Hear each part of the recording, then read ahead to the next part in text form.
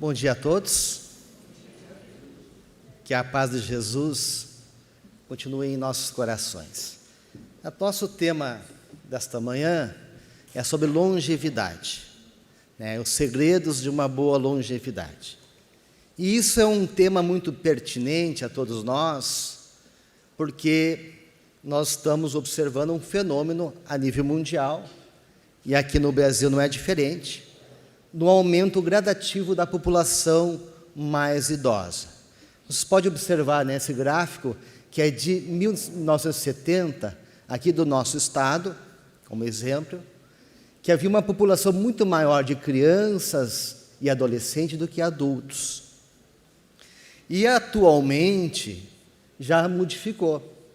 Nós temos já mais pessoas envelhecendo, mais pessoas adultas, do que crianças e jovens. E com o passar do tempo, nós vamos chegar nessa situação aqui, ó. Essa é a previsão para 2020. Uma população mais de idosos do que de jovens. É um fenômeno a nível mundial. Nós estamos ainda longe. O Japão já está alcançando, em 2004, já tinha uma população de idosos muito grande. Então, é um fenômeno a nível mundial. Tá? E por que está havendo mais pessoas idosas? Uma, porque está nascendo menos. Nós estamos diminuindo o número de filhos. E segundo, porque está se vivendo mais. E por que está se vivendo mais? Basicamente, por 3 grupos. A evolução da medicina, que permitiu uma farmacologia, remédios mais avançados. Há alguns anos atrás se morria de pneumonia. Hoje, dificilmente alguém morre de pneumonia, só se for uma pneumonia muito grave, que nós temos os antibióticos. Temos as vacinas, temos o saneamento básico, os cuidados com a higiene. Então, esse avanço da tecnologia médica, da farmacologia médica, permitiu maior longevidade. Tivemos um aumento também da escolaridade e dos meios de comunicação. Isso permitiu maiores informações. Passamos a entender melhor da vida, da problemática que nos envolve e como lidar melhor com elas também.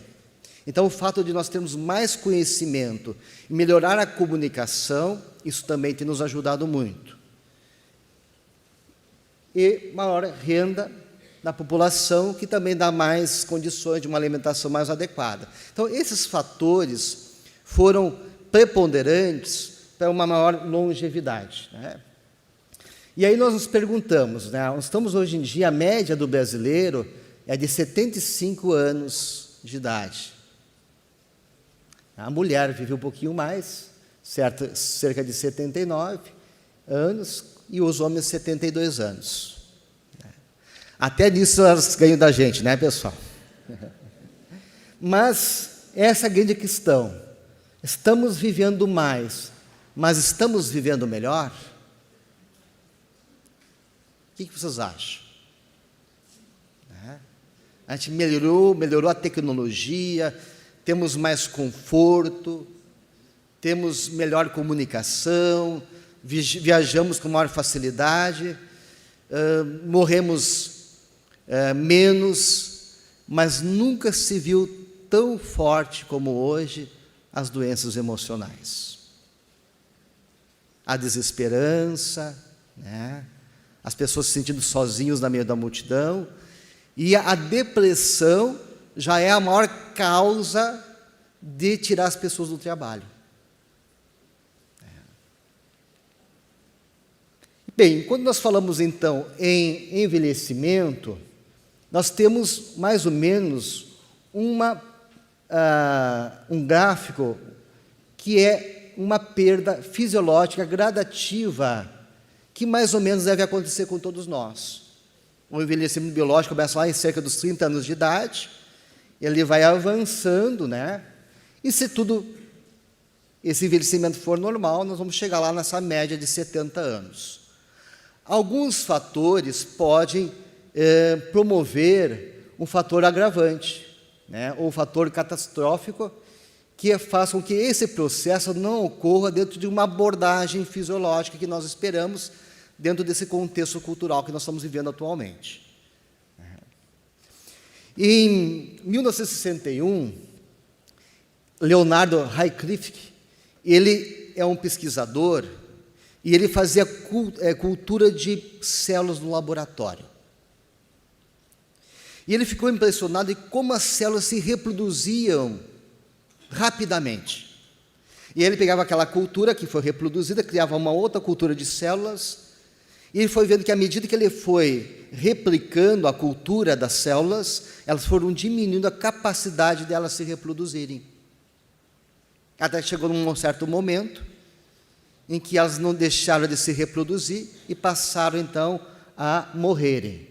E isso na medicina chama de senescência, que é o processo natural do envelhecimento a nível celular. A célula, ela tem uma capacidade de reprodução que vai diminuindo, as células somáticas, as células do nosso corpo humano, e chega uma hora que elas param de se reproduzir e aí elas entram em senescência e morte, tá? Algumas células chamadas células germinativas, elas sempre se reproduzem constantemente, que são aquelas células pluripotentes, da medula óssea, a gente faz, né, transplante de células-tronco. E em alguns casos, essa senescência, não acontece. Essas células que deveriam morrer, elas passam a se proliferar e se tornam células imortais, que é o caso do câncer, né? Que as células começam a ter um alto poder de reprodução e sai dessa curva de senescência natural de morte. Tudo bem aí, pessoal? Estão acompanhando? Tá. Então, quais são os fatores que vão intervir no envelhecimento? Tá. Nós temos os fatores externos, né, e os fatores a nível celular. Os externos são o estresse, a poluição ambiental, o fumo, o álcool, exposição exagerada a radiações solares, a alimentação interfere, né? E os fatores a nível celular, temos a instabilidade genética, são mutações que vão ocorrer no genoma, isso gera envelhecimento, o dano oxidativo e o dano no genoma mitocondrial. O dano oxidativo é aquilo que produz chamados radicais livres. Toda vez que nós respiramos, tem a respiração pulmonar, que é o oxigênio que nós absorvemos, mas também tem aquela respiração celular, que acontece na mitocôndria, que é uma estrutura, uma organela da célula. Então, uma respiração dentro da célula. Quando eu respiro, eu levo esse oxigênio, que é uma forma de combustão, para mim queimar a glicose e ter energia, fazer o ATP, o trifosfato de adenosina, que me permite ter energia. Quanto mais mitocôndria eu tenho, mais capacidade funcional eu tenho. A resistência de uma pessoa não é pela sua complacência pulmonar, né, doutora Márcia? Eu posso ter um pulmão grande, que consegue ter litros de oxigênio, mas eu posso não aproveitar esse oxigênio. O que me dá essa capacidade é a capacidade aeróbica. É quando eu faço uma atividade física que eu vou daí multiplicando as minhas mitocôndrias e aí eu respiro aquele oxigênio e as minhas células conseguem absorver. Senão eu vou respirar aqueles litros de oxigênio, mas as minhas células têm pouca mitocôndria e não aproveitam. Então a gente vê aquela pessoa que corre, ela corre e parece que não cansa, porque tem muita mitocôndria, ela aproveita. Eu começo a correr, começo a engolir oxigênio, né, e começo a respirar, e parece que não é suficiente, porque não tenho mitocôndria. Então, é a mitocôndria que dá essa capacidade aeróbica para nós. Tá? E quando eu respiro, uma parte desse oxigênio sobra e vai formar peróxido de oxigênio, que é algo oxigenado que as mulheres usam no cabelo. Esse peróxido de oxigênio vai formar uma hidroxila. Essa hidroxila é o radical livre. Então, o oxigênio que sobra no meu metabolismo celular, ele é danoso. Claro que o corpo ele tem condições de neutralizar esse oxigênio. Assim como o oxigênio ele muitas vezes se junta ao ferro, né, e cria ferrugem, e danifica, corrói, o oxigênio ele também, como ele é importante, ele também tem um fator de danificar nossas células. E quando eu não consigo lidar bem com esse processo, esse oxigênio sobra, formando esse peróxido e essa hidroxila, e isso se liga às gorduras, ela se deposita na membrana celular, a membrana celular racha, as células morrem, e aí começa a gerar o envelhecimento do meu corpo. Então, são vários fatores, tanto externos como internos, que vão intervir nessa longevidade. Só que não estão separados. Esses fatores externos, eles vão interferir no meu meio celular. A gente vai ver isso aqui no decorrer da nossa exposição, tá, pessoal? Então, nós temos os fatores genéticos, né?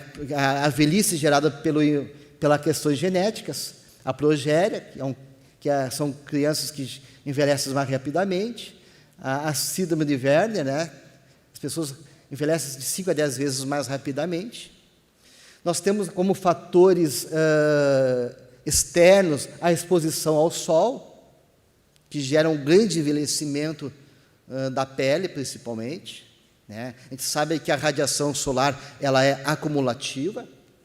Aqui temos essa pessoa, é um motorista de caminhão, que ele viajou, ele entregou durante 28 anos mercadoria e pegava sol só do lado esquerdo.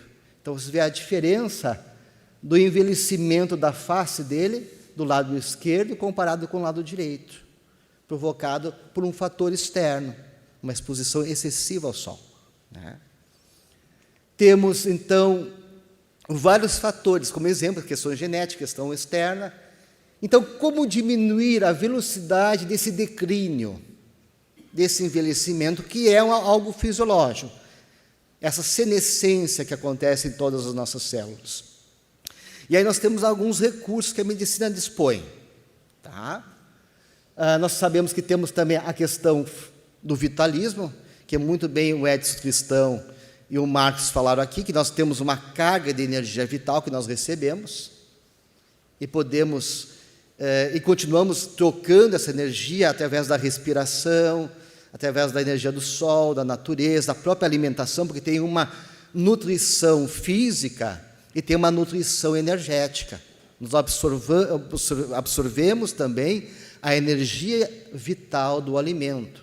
Tem aquela história do Chico, que entrou na casa e viu um cacho de banana muito bonito, e tinha 2 espíritos falando assim: olha, vamos comer aqueles cachos de banana. E o Chico, como comer, né?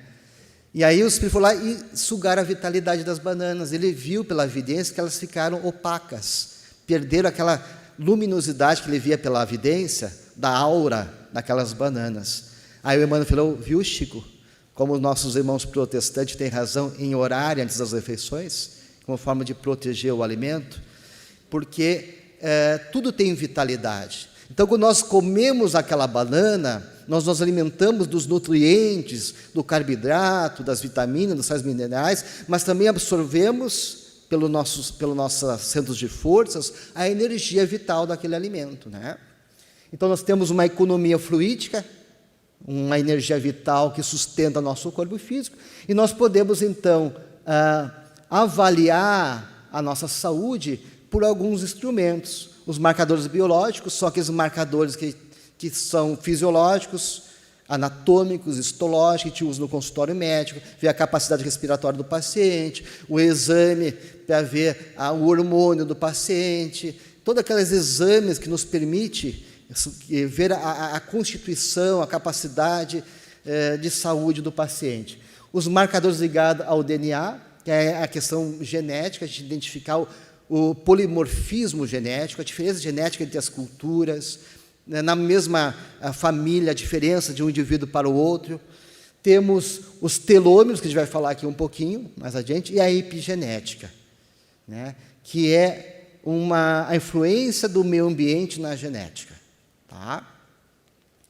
Voltamos, então, àquela mesma imagem que nós estávamos mostrando, né, que as células tendem, então, a se reproduzir, vai perdendo a capacidade respiratória e elas morrem. Olha o que aconteceu com essa senhora, Henrietta Lacks.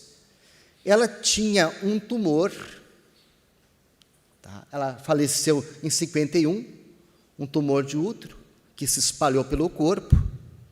E esse médico, o Dr. George Gey, naquela época não havia regulamentação, o médico não podia fazer isso, ele fez escondido. Ele tinha um sonho, esse médico, que era de curar o câncer. Ele tratava essa paciente.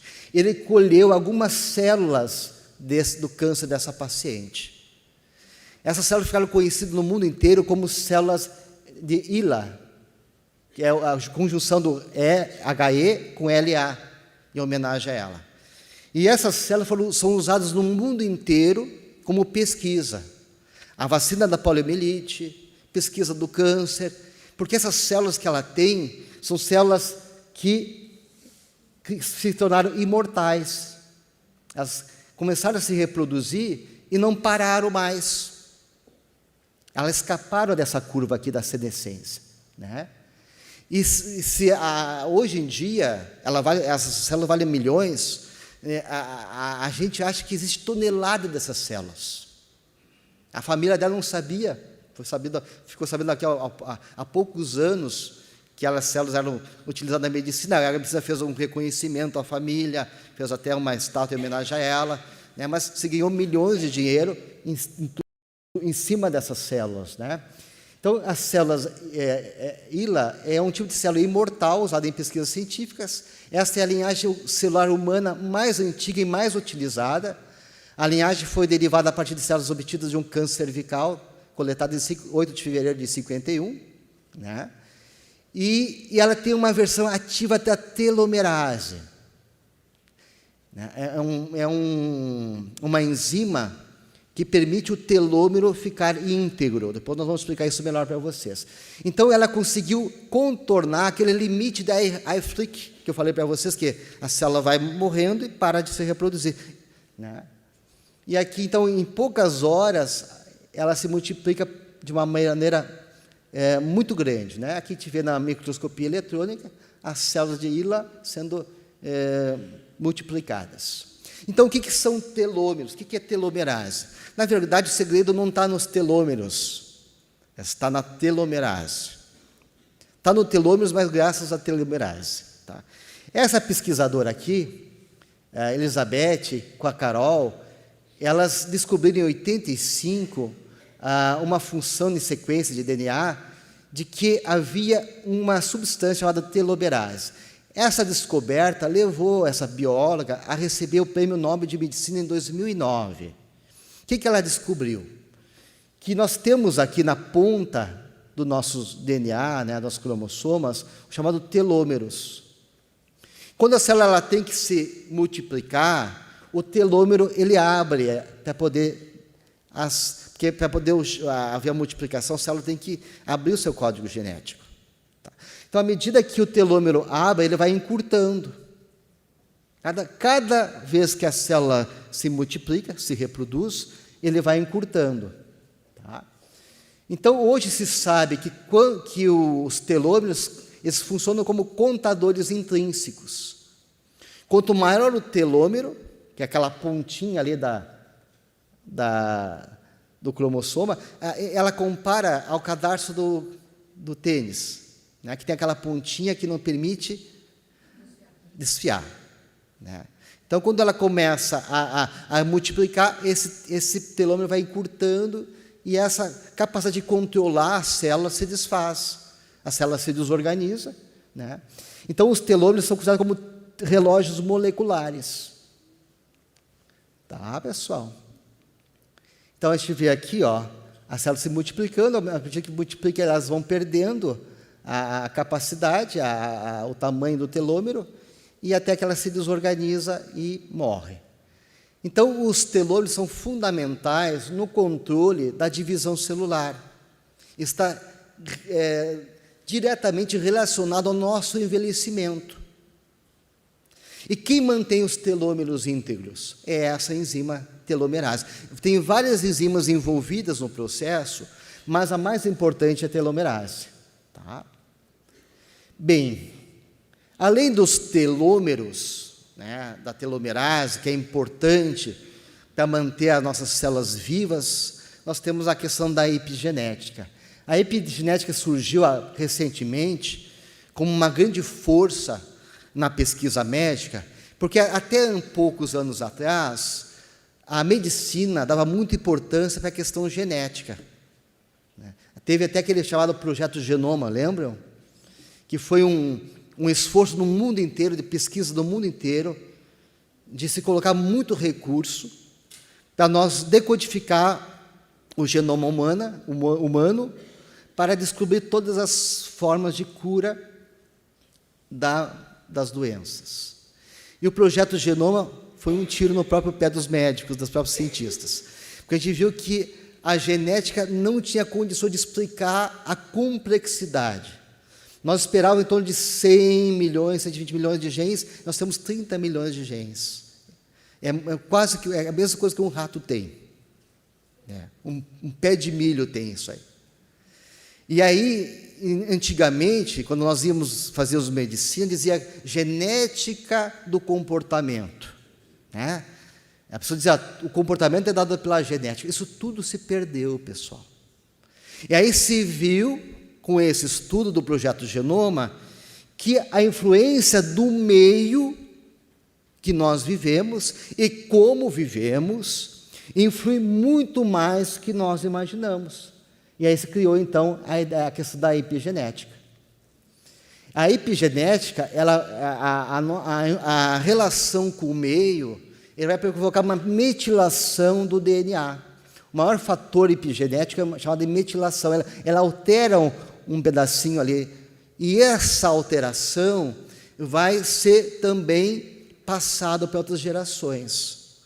Eu me recordo daquele evento lá em Curitiba, Edson, que nós tivemos em 2016, em que o Edson convidou alguns oncogeneticistas para o nosso evento, pesquisadores de ponta, tinha inclusive um farmacogenético, acho que é o único do Brasil, fez especialização nos Estados Unidos, professor da Universidade da PUC, lá em Curitiba, de oncologia pediátrica, tem consultório em Curitiba, Brasília, São Paulo, um médico fabuloso, e nós conversando com ele depois na janta, e eles trouxeram fotografia microscópica, de microscopia eletrônica, mostrando a metilização dos DNA, causada por questões externas, poluição, alimentação, o veneno que a gente tem na alimentação.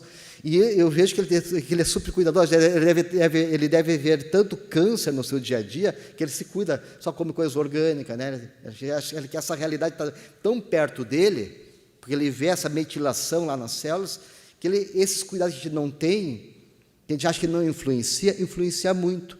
E o que eles disseram nessa palestra? Que o comportamento também, as nossas atitudes mentais, capazes de provocar metilação, alterar a nossa estrutura. Então, veja só, as várias influências, alimentação, esporte, drogas, como nós vivemos, exposição ao sol, tudo isso aí, pessoal, que está ligado a hábitos de vida, vai interferir na epigenética.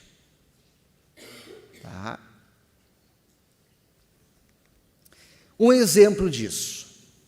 Olha, no inverno de 44, os alemães fizeram um bloqueio de chegada de alimentos para a Holanda. O que aconteceu? A população caiu de 2.000 calorias de ingesta por dia para 500 por dia, para a população da Holanda. As crianças que nasceram nessa época, nasceram de pequena estatura, tinham muitas doenças, incluindo edema, anemia, diabetes e depressão. Meninas que viveram durante esse tempo, quando adulta, com 20, 30 anos de idade, tiveram filhos com os mesmos problemas, embora tivessem concebidos já numa dieta normal. Então, aquele padrão que foi imposto por uma dieta restritiva permaneceu em outras gerações, mesmo que a alimentação voltou ao normal, porque houve uma metilação. E isso foi repassado. Vários fatores interferem também, né? Como eu falei para vocês, a nossa prática, a nossa atitude, nosso pensamento. Aqui uma experiência, uma pesquisa mostrando maior espessura do córtex cerebral em idosos que praticam yoga, né? Então, há uma maior preservação da questão cognitiva. Então, quem quiser se prevenir do Alzheimer, né, faça yoga, né? Porque o que é yoga? É a busca do controle dos nossos pensamentos, a harmonia, né? Estabilizar a nossa mente. A nossa mente é muito agitada. Então, toda a prática do yoga, da respiração, o pranayama, os asanas, né? Toda aquela prática, a meditação, é no sentido de a gente conseguir, né, tranquilizar o que eles chamam de macaquinho louco, né? Que, como eles comparam o Oriente com a ideia da mente, aquele macaquinho que está sempre inquieto, que pula, bêbado e mordido por um escorpião. Essa é a imagem que eles têm da mente. Então, ela está sempre instável, né? Olha só, o comportamento. Uma pesquisa feita entre hostilidade e envelhecimento celular em homens. Os homens que têm maior hostilidade, eles têm um envelhecimento muito mais rápido, os telômeros deles são muito menores. Aqui é o tamanho dos telômeros. Olha só como a raiva, a hostilidade encurta os nossos telômeros. Então, quando a gente fala assim, pessoal, de mudança de postura, quando a gente fala de reforma íntima, que era um artigo da fé, hoje não é mais. O que Jesus dizia há 2000 anos como recomendação para a nossa saúde, hoje já encontra na medicina toda a fundamentação científica para isso, né? Olha a meditação, né? Aumenta a atividade da telomerase, que é aquela enzima que protege o telômero. Então, meditar aumenta a telomerase. Tudo pesquisas médicas, né? Outra pesquisa, foi feita uma meta-análise sobre eventos cardiovasculares. E durante vários anos, né, foram pesquisando, né, sobre o que causava doenças cardiovasculares. Aí, quando foram acompanharam um monte de pessoas, quando foram fazer a análise, eles viram que as pessoas que tinham hábitos mais, um propósito elevado de vida, morriam menos. Tu tem um sentido para viver. É o que Viktor Frankl fala, né, o grande psiquiatra, pai da logoterapia, que ele dizia que quando a gente tem um sentido, esse sentido nos dá força. Que ele trouxe a própria experiência dele, como foi preso num campo de concentração, e o que manteve ele vivo era a vontade de reencontrar a esposa, que foram separados, e de publicar suas teorias no campo da logoterapia. Então, essa um sentido da vida. E o que dá sentido para a vida para nós, pessoal, se não é a espiritualidade? Então, o que essa pesquisadora lá, que descobriu os telômeros e as telomerases, ela vai dizer para a gente ter longa longevidade? Né? Como tem os fatores externos e internos, ela vai dizer o seguinte, como recomendação: dormir no mínimo 7 horas por noite, tá? Esse é o mínimo que a pessoa deve dormir para manter a telomerase funcionando bem. Segundo, exercitar-se moderadamente. Corrida leve ou caminhada acelerada, 3 vezes por semana, pelo menos 45 minutos. Diminuir o consumo de açúcar. Em 2014, foi feita uma pesquisa com 5.000 americanos que mostraram que quem consome mais açúcar, mais refrigerante, envelhece 6, 7 anos a mais. Então, diminuir o açúcar. Dieta rica em ômega 3, grãos, verduras e frutas, descartando alimentos processados e refrigerantes. Né? Meditar, aquilo que foi provado em pesquisa, que a meditação também melhora a telomerase. Né? Então, a pesquisa mostra que os telômeros, o comprimento do telômero está associado ao controle do estresse crônico, e a meditação é uma forma de controlar o estresse. Né? Então, nós temos aí, como recomendação da pesquisa da epigenética, da telomerase, alimentação, atividade física, genética, hábitos, meditação, comportamento. O que mais? Será que tem mais alguma coisa? Prática de espiritualidade pode ajudar? Quantas vezes vocês frequentam a igreja, a casa espírita? Isso influencia? Olha o que essa pesquisa mostrou. Uma pesquisa feita com mulheres americanas que tinham menor taxa de suicídio, eram aquelas que frequentavam uma ou mais vezes por semana a sua prática religiosa. Então, o fator de religiosidade e espiritualidade é um fator de proteção contra o suicídio. Outra pesquisa em mortalidade em mulheres, também por doenças cardiovasculares, que eles foram fazer lá a análise.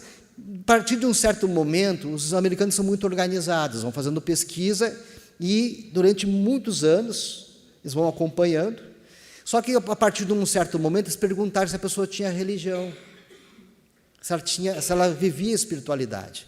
E quando eles foram fazer análises estatísticas, eles viram que tinha uma coisa interessante ali naquela pesquisa. Mostrava que as pessoas que tinham uma atividade religiosa tinham menor mortalidade cardiovascular. Aí eles viram que o fator de religiosidade é um fator de proteção para doenças cardiovasculares. O que acontece, então, nesses locais? Suporte espiritual, suporte material, suporte afetivo, isso tudo é importante para nós. A gente tem no nosso ambiente religioso o carinho, o afeto, atividades voluntárias, a caridade e comunidade. E temos também, o que é isso? A oração. A oração também, ela vai atuar no sistema parasimpático. Ela ativa o sistema parasimpático, que é o que contrabalança o sistema simpático. O simpático é da ansiedade, do estresse, aumenta o cortisol, aumenta as catecolaminas, o cortisol favorece a diabetes, baixa a imunidade, as catecolaminas aumentam a pressão arterial, favorece a arritmia cardíaca. Então, o estresse crônico, ele vai gerando doença. A oração, ela baixa o efeito simpático e traz o estímulo do parasimpático. Isso diminui o nível de adrenalina, o nível de cortisol, aumenta a ocitocina, que é o hormônio da felicidade, aumenta a melatonina, que favorece o sono, consequentemente cai a pressão arterial, baixa a frequência cardíaca, ajuda na insônia, aumenta o otimismo, gera melhor bem-estar e melhora o metabolismo do açúcar, evita a diabetes tipo 2. Veja só, uma pesquisa, efeito da prece e mantras no ritmo cardíaco, um estudo comparativo. A pessoa, quando ela passa a orar uma Ave Maria ou um mantra, como a frequência se equilibra, tá? Então, a oração, ela vai melhorar o amor, né? Ela aumenta essas substâncias aqui, a dopamina, a serotonina e a ocitocina, que são responsáveis pela nossa felicidade, pela nossa alegria de viver. E isso nós podemos buscar dentro da gente, porque nós temos um templo interno. Nós temos uma igreja, um centro espírita dentro de nós, que é a nossa própria alma, através de uma prática, né, de relacionamento com a vida, com Deus e com o outro, dentro de um sentido mais elevado. Até que nós possamos tornar a nossa vida um estado de oração constante. Veja só, então, será que envelhecer bem-sucedido é isso aqui? Só isso? Eu não me vejo surfando aqui com 70 anos. É melhor não, né, Edson? Agora já não daria certo, né? Senão o ortopedista vai me esperar lá.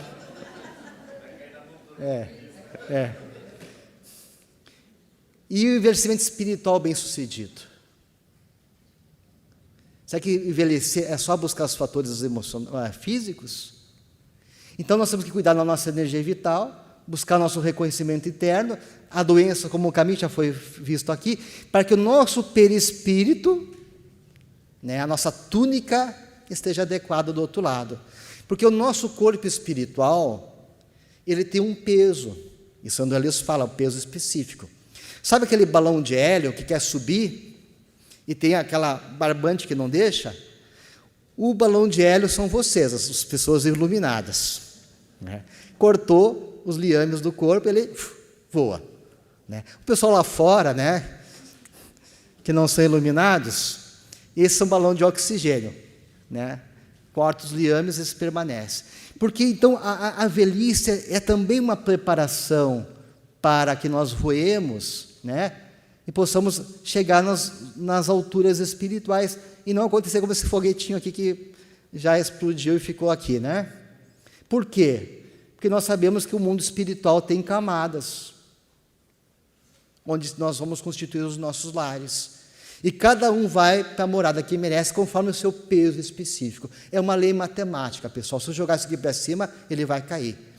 O meu peso específico, o peso do meu perispírito, é que vai determinar aonde que eu vou. Ninguém engana as leis divinas, né? Eu posso dizer lá para São Pedro: olha, São Pedro, o meu corpo está esbelto, né?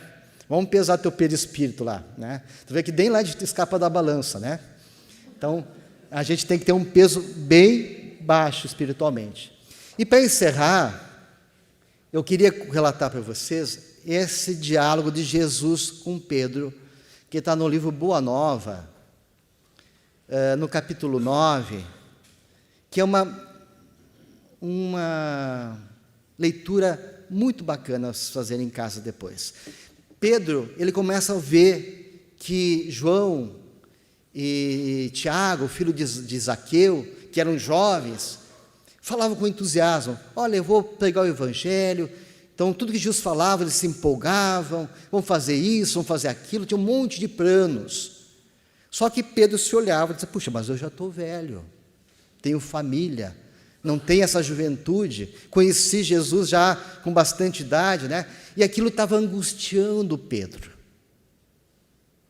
aquilo estava incomodando Pedro. Aí Pedro resolve conversar com Jesus, e olha que Jesus conversa com ele, né? Deixando-se, porém, impressionar vivamente, procurou entender-se com o mestre, Pedro, né? Buscando eximir-se das dúvidas que lhe roíam o coração. Depois de expor os seus receios e vacilações, observou que Jesus o fitava, sem surpresa, como se já tivesse pleno conhecimento de suas emoções. Simão disse: mestre, com deslevado carinho, poderíamos acaso perguntar a idade do nosso pai? Jesus falou a ele, né? E se fôssemos contar o tempo na ampulheta das inquietações humanas, quem seria o mais velho de todos nós? A vida, na sua expressão terrestre, é como uma árvore grandiosa. A infância é a sua ramagem verdejante. A mocidade se constitui de suas flores perfumadas e formosas. A velhice é o fruto da experiência e da sabedoria. Há ramagens que morrem depois do primeiro beijo do sol e flores que caem no primeiro sopro da primavera. O fruto, porém, é sempre uma bênção do Todo-Poderoso. A ramagem é uma esperança, a flor, uma promessa. O fruto é a realização. Se ele contém o doce mistério só ele contém o doce mistério da vida, cuja fonte se perde no infinito da divindade. Então, envelhecer tem as suas dificuldades, mas tem essa capacidade de nós descobrir coisas que só essa etapa da vida pode nos dar. E só sente os pesos da idade quem chega lá. A segunda opção não é muito boa, né, pessoal? E ele continua, ao passo que o discípulo lhe meditava os conceitos com certa admiração, Jesus prosseguia esclarecendo: esta imagem pode ser também a da vida do Espírito, na sua radiosa eternidade, apenas com a diferença de que aí as ramagens e as flores não morrem nunca, marchando sempre para o fruto da edificação. Em face da grandeza espiritual da vida, a existência humana é uma hora de aprendizado no caminho infinito do tempo. Essa hora minúscula encerra o que existe no todo. É por isso que aí vemos, por vezes, jovens que falam com uma experiência milenária e velhos sem reflexão e sem esperança. Então, Senhor, de qualquer modo, a velhice é a meta do Espírito? Perguntou o discípulo emocionado. Não a velhice enferma e amargurada da árvore que se conhece da terra, mas a da experiência que edifica o amor e a sabedoria. Ainda aqui devemos recordar o símbolo da árvore para reconhecer o fruto perfeito. Que o fruto perfeito é a frescura da ramagem, a beleza da flor, encerrando o conteúdo divino do mel e da semente. Percebendo que o mestre estendera seus conceitos em amplas imagens simbológicas, o apóstolo voltou a retrair-se e, em seu caso particular, ele contemplou: a verdade, Senhor, é que me sinto depauperado e envelhecido, temendo não resistir aos esforços a que se obriga a minha alma, na semeadura da vossa doutrina santa. Mas escuta, Simão, redarguiu-lhe Jesus com serenidade enérgica, achas que os moços de amanhã não poderão fazer alguma coisa sem os trabalhos dos que agora estão envelhecendo? Poderia a árvore viver sem raiz, a alma sem Deus? Lembra-te da tua parte de esforço e não te preocupes com a obra que pertence ao Todo-Poderoso. Sobretudo, não ouvides que a nossa tarefa para a dignidade perfeita de nossas almas deve ser intransferível. João também será velho, e os cabelos brancos de sua fronte contarão profundas experiências. Não te magoe a palestra dos jovens da terra. A flor no mundo pode ser o princípio do futuro, mas pode também enfeitar o cortejo das ilusões. Pedro sai transformado desse diálogo, e depois uma outra conversa que ele está vendo de novo João, Tiago, falando com entusiasmo, e ele, em vez de se sentir reprimido pela conversa, ele se aproxima e conversa com eles, e passa toda essa mensagem que Jesus passou para ele aos jovens também. E Jesus observa Pedro conversando, e Jesus daí se aproxima novamente e diz o seguinte: mestre, agora eu vos compreendo. Jesus contemplou, Pedro falou, contemplou com amor e respondeu: em verdade, Simão, ser moço ou velho no mundo não interessa. Antes de tudo, é preciso ser de Deus. Tá? Então, encerramos a nossa palestra dizendo que não interessa a etapa da vida que nós temos. Toda ela é útil e importante, desde que nós saibamos colocá-las a serviço de Deus. Obrigado pela atenção.